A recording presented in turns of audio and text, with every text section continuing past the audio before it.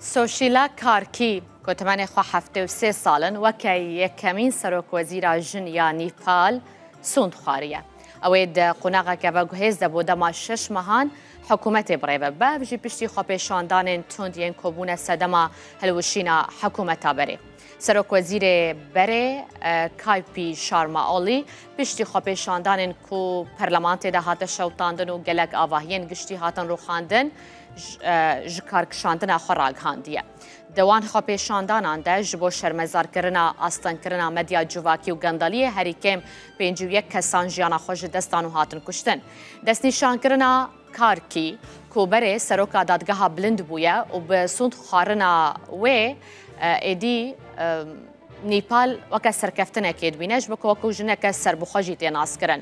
پشتی دانوستاندنên zêde di navbera artêşê û serokê Nîpalê de û nûnerê nifşê zêd ew tevgera ya ku xwepêşandan bi rêvedibiriya ciwanan hemû rêkeftin ku karkî bibe serokvezîra Nîpal û hikûmeta demkî bi rêve bibe.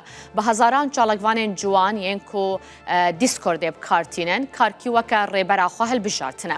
Wezareta Derve ya Hindistan pêşwazî li vê hikûmeta demkî kir û hêvî xwest ku ev gav ji bo aştî û aramiyê bibe alîkar.